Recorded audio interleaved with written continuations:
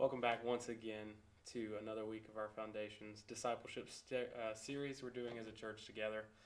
This week, as we look at our salvation and what it means, I think Pastor Todd has done a great job of breaking down, looking at the aspect of once saved, always saved, what it means to be saved, what it means for us to not be able to earn our salvation or lose our salvation, but it's a gift from God. And that gift comes by grace through faith. I think he's done a fantastic job of laying all that out. I challenge you to go back and watch his video if you haven't already. One of the things that just really hit me and that I wanted to kind of talk about, and bear with me, because I'm not at all trying to make you doubt your salvation, not at all trying to make you doubt something that might have happened when you were a lot younger and you had an experience, you had a saving faith moment, and you've been going through a dry spell or a dry season, as we call it in church. All those things happen.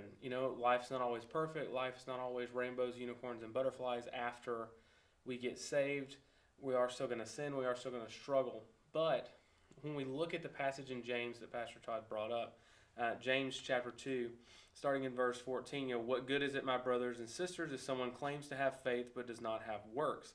And he's talking about that faith being dead without works, and those works come from our saving faith. We've become a new creation. Things are different. Pastor Todd put it as we're playing a whole different game with different aspects, different goals, different everything. We're playing a whole new game.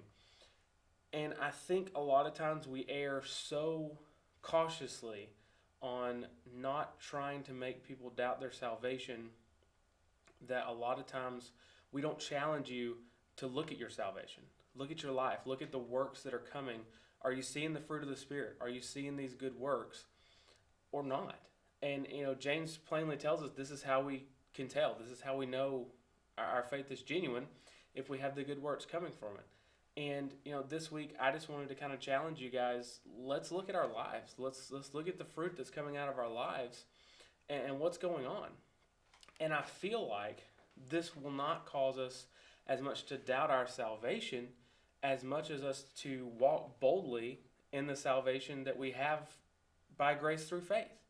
So it's not about trying to do what Satan does to us, make us doubt, make us question, make us wonder, and we just kind of live in a fear. But I want us to look, I want us to examine, see that the salvation is there, see that it is not anything we've done, it's by grace through faith. And that allows us to boldly know God and to make Him known. For us to stop being just a youth group and teenagers that have a get out of hell free card in our pocket and move us into teenagers and students that are playing a whole new game. We're winning souls for the kingdom. We're out. We're doing things. We're active. And the fruit of the Spirit and those good works are coming from our faith. And it's known. It's a faith that's living. It's active. It's not dead. And so I don't want us to doubt our salvation, but I want us to inspect it. I want us to look at it, and I want us to have the confidence and the boldness in our salvation that we've been given to be able to boldly make God known throughout wherever we are, our own personal mission fields, wherever that may be. Maybe at school, it may be at your job that you're holding now, it may be in the future.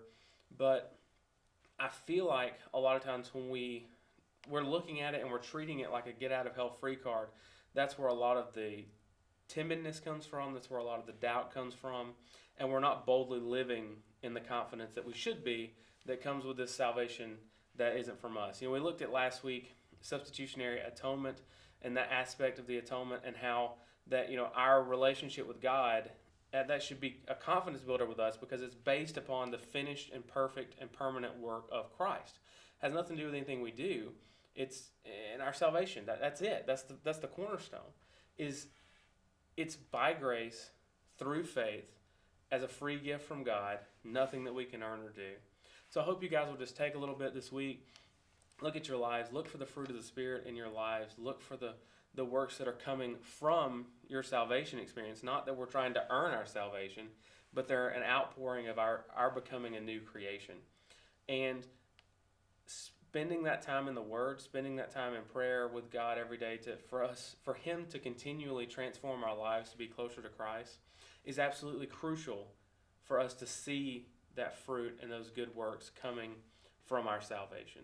So we have to grow our relationship strong. We have to know God so that we can boldly make God known.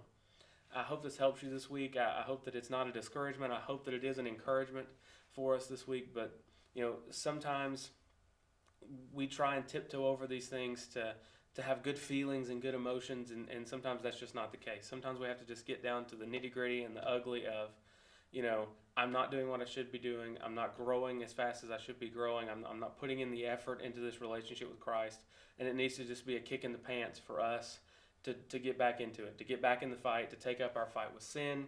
We've talked about all these things in the weeks prior.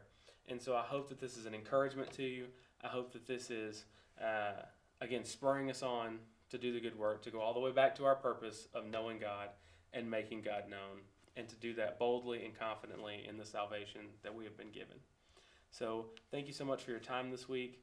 I hope that, again, you'll examine your life. You'll look at your quiet time schedules, look at your prayer life, look for the fruit, look for the works, and just see what is coming out of your life. And a lot of times seeing those things that we might have pushed off out of our minds and we don't necessarily see it, may be the catalyst and the confidence to see God working in our lives, to see what's happening, and to help grow us stronger.